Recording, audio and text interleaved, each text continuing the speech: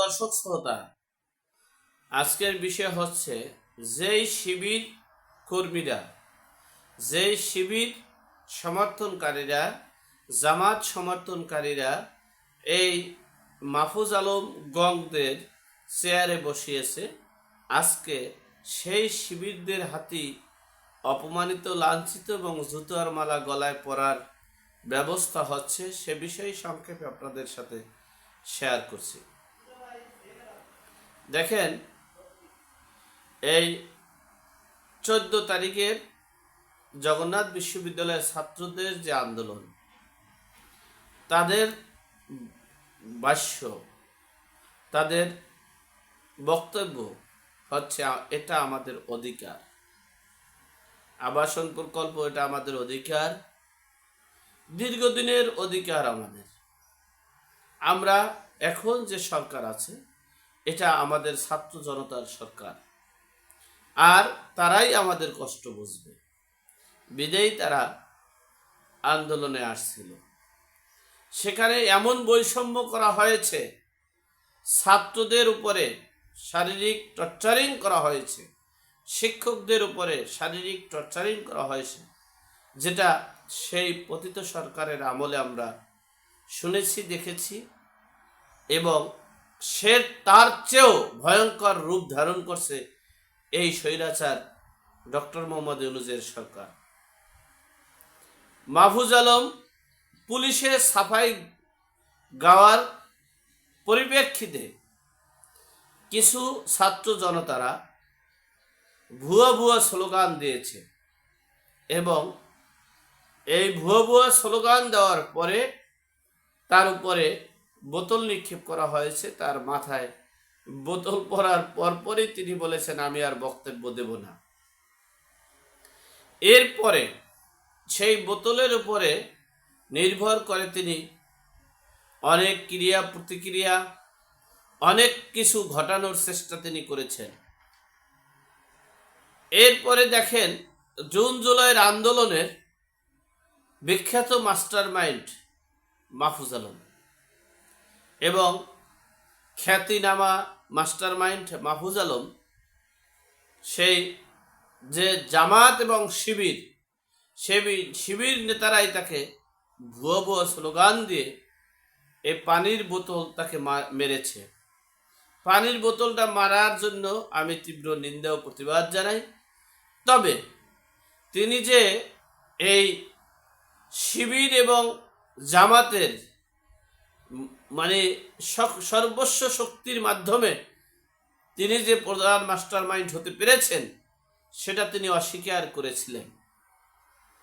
এরপরে দেখেন, এই বোতল নিক্ষেপের উপরে এখন সারা বাংলাদেশে সান্ডা না মাহফুজ, সান্ডা সান্ডা।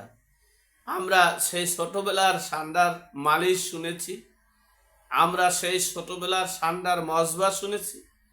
এখন সারা বাংলাদেশে সান্ডা না মাহফুজ, সান্ডা সান্ডা, বোতল মাহফুজ, বোতল মাহফুজ। আর সেই বোতল নিক্ষেপের উপরে যে হুঙ্কার দিয়েছিলেন মাহফুজ আলম, সেখানে জগন্নাথ বিশ্ববিদ্যালয়ের ছাত্ররা প্রকাশ্যে মিডিয়ায় বলছেন যে এই ভুয়া ভুয়া স্লোগান এবং এই বোতল নিক্ষেপের মাস্টার মাইন্ড আমি। তবে এই বোতল নিক্ষেপ করাটা তাদের ভুল হয়েছে, এটা স্বীকার করেছে। তারা প্রয়োজনে জুতো মারবে এবং জুতার মালা গলায় দিবে, তিনি প্রকাশ্যে মিডিয়ার সামনে বলেছেন। এখন দেখেন, আমরা কেন ছাত্র জনতার বিপ্লবী সরকার, আমরা ছাত্রদের অধিকার রক্ষা করার সরকার, আমরা কেন সেই ছাত্রদের উপরে ক্ষিপ্ত হয়ে ছাত্রদের উপরে নির্যাতন, টর্চারিং, বুলেট ছড়ব? আমরা সেই ছাত্রদের আজকে জুতার নিক্ষেপ করবে সেই বাণী প্রকাশ্যে মিডিয়ার সামনে বলা হয়েছে, এবং সেই জুতা নিক্ষেপ করবে এবং জুতার মালা গলায় দেওয়ার মাস্টার মাইন্ড যিনি, তিনি প্রকাশ্যে বলেছেন যা কিছু করছি এবং করব সকল কিছুর মাস্টার মাইন্ড আমি। বুঝতে পেরেছেন কোন জায়গায় এখন আমরা, কোন অবস্থানে আমরা এখন আছি? আমি বারবার বলেছিলাম যে দেশের মানুষ কিন্তু এটা চায় না, যেটা এই ডক্টর মোহাম্মদ ইউনূস করতে চেয়েছে। ডক্টর মোহাম্মদ ইউনূস বলছে, আমি গবেষণা করে দেখেছি পৃথিবীর সবচেয়ে ক্ষমতাধর ব্যক্তি আমি, আর এই ক্ষমতাকে প্রয়োগ করে গত 54 বছরের যা কিছু আছে সব কিছু বাতাসের সাথে মিশিয়ে দিয়ে আমি নতুন করে ইতিহাস সৃষ্টি করব। একটা বার চিন্তা করে দেখছেন কথাটা কোথায় বলেছেন? এখন এদেশের জনগণ, এদেশের সাধারণ জনগণ তারা বলতেছে ঠিকই বলেছে।